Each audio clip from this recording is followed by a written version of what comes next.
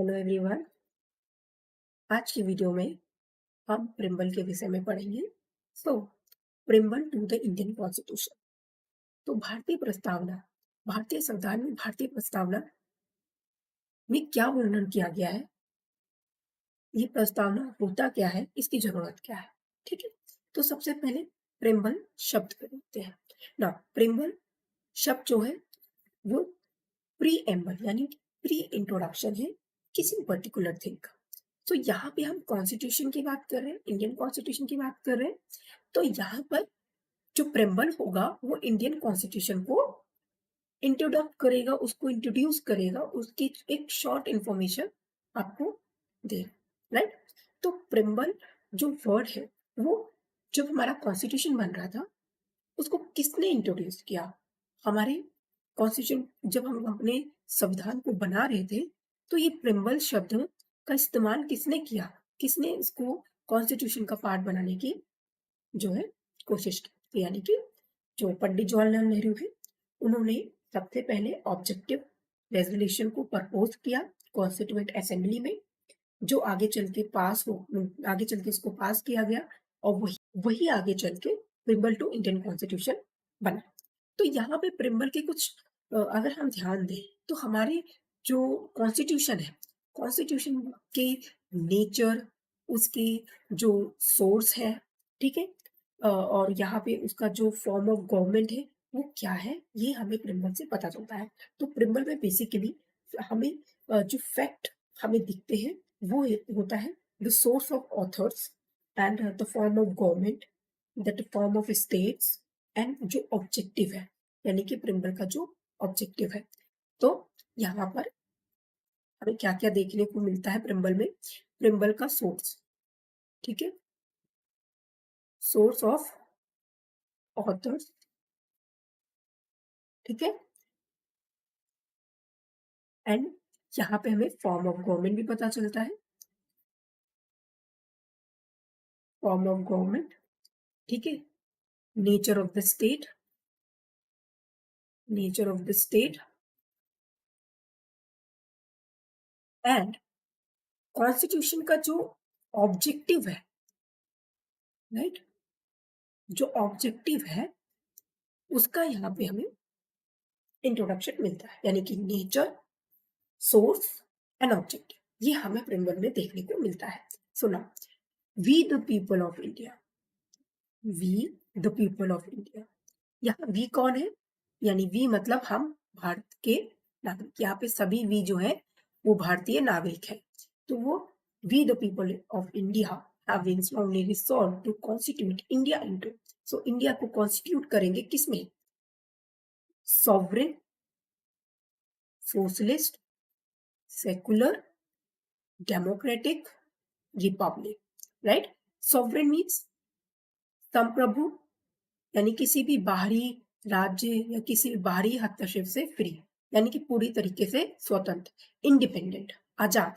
ठीक है, तो यानी कि भारत अपने किसी भी लॉ को बनाने के लिए, किसी भी कानून को बनाने के लिए, किसी भी तरीके का रूल जो बनाएगा वो भारतीय लोगों के हित में बनाएगा और उनके द्वारा ही बनाया जाएगा, कोई बाहरी इसमें हस्तक्षेप नहीं करेगा ना। सोशलिस्ट, सोशलिस्ट समाजवाद, यानी कि समाज के हित में जो राज्य है वो कार्य करेगा, यानी कि सामाजिक कल्याण के लिए राज्य तत्पर रहेगा। तो राज्य का जो हमारे कॉन्स्टिट्यूशन में जो कॉन्स्टिट्यूशन का जो योगदान है वो कहीं ना कहीं क्या होगा, कैसा होगा, सोशलिस्ट होगा, समाज के हित में होगा ना। सेकुलर, सेकुलर यानी कि धर्मनिरपेक्ष, यानी कि पंथ निरपेक्ष। तो यहाँ पर पंथ निरपेक्ष मतलब किसी भी धर्म के साथ ना जुड़ना, ठीक है, किसी भी धर्म को राज्य का कोई धर्म नहीं होगा।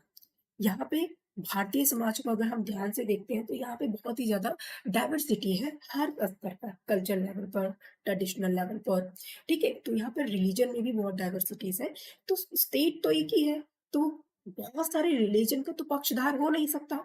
इसीलिए इंडिया कैसा राज्य होगा, एक ऐसा राज्य होगा जहाँ पे पंथ निरपेक्ष होगा, वो किसी भी पर्टिकुलर धर्म का हितैषी नहीं होगा और ना ही किसी का विरोध करेगा। सभी धर्म उसके लिए एक जैसे हैं, वो किसी भी धर्म के मैटर में नहीं घुसेगा और ना ही उसमें वो किसी भी मैटर में इन्वॉल्व नहीं होगा। राज्य का कोई अपना धर्म नहीं है, वो सेक्युलर है, ठीक है?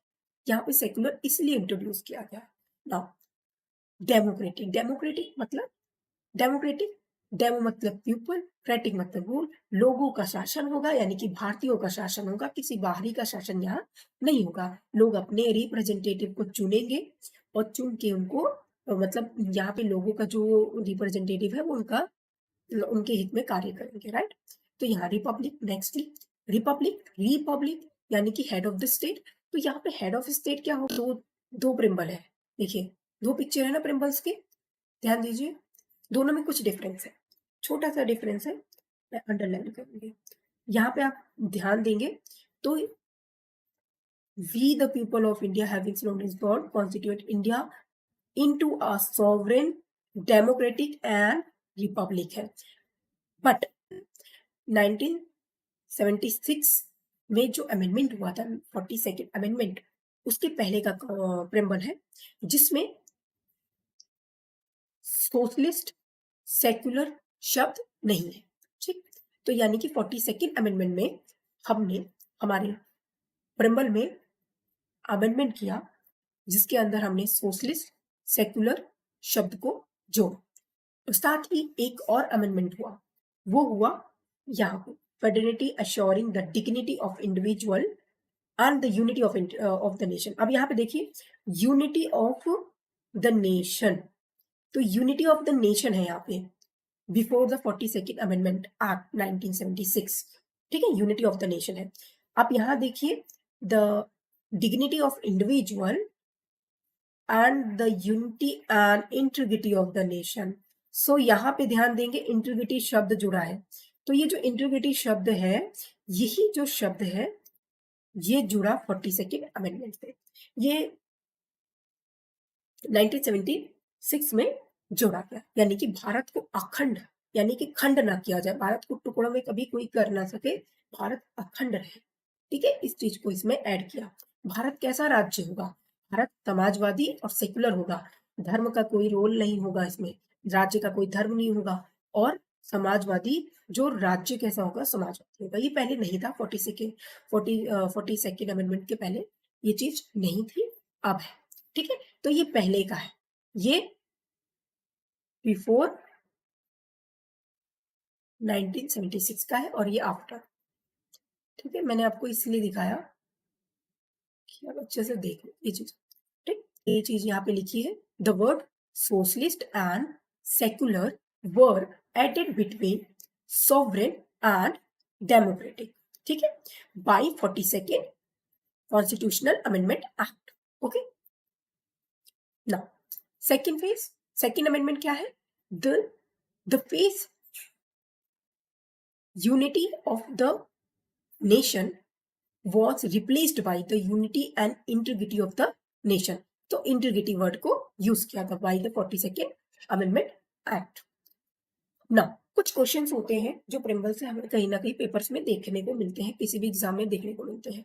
तो कहा जाता है कि क्या प्रिम्बल कॉन्स्टिट्यूशन का पार्ट है या नहीं है, क्या उसमें अमेंडमेंट कर सकते हैं नहीं, या अगर अमेंडमेंट कर सकते हो तो कितनी बार के हैं। तो बेसिकली कॉन्स्टिट्यूशन में अमेंडमेंट किया सॉरी प्रेम्बल में हम अमेंडमेंट कर सकते हैं। The preamble can be amended bye article 368 of part 20 of Indian constitution. तो आर्टिकल 368 में ये मेंशन है कि भाई प्रेम्बल भी मतलब इस आर्टिकल से हम प्रेम्बल को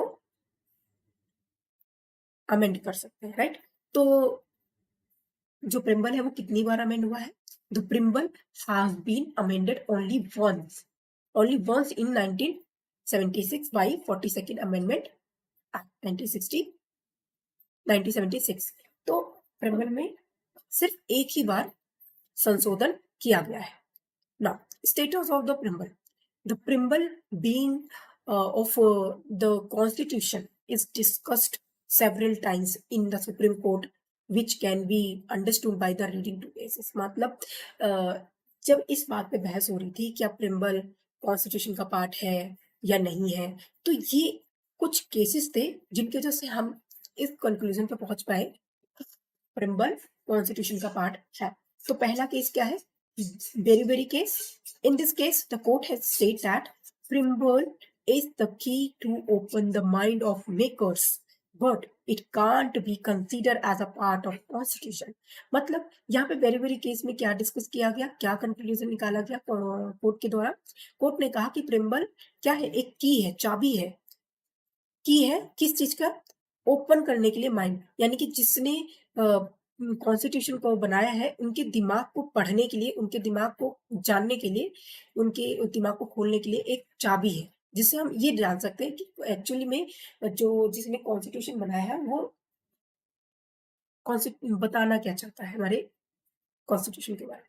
ठीक, बेसिक सा। और ये इसीलिए इन्होंने ये माना कि इसको हम कॉन्स्टिट्यूशन का पार्ट नहीं माने। बट फिर बाद में केशवानंद भारती केस आया। ठीक है, इस केस में क्या हुआ?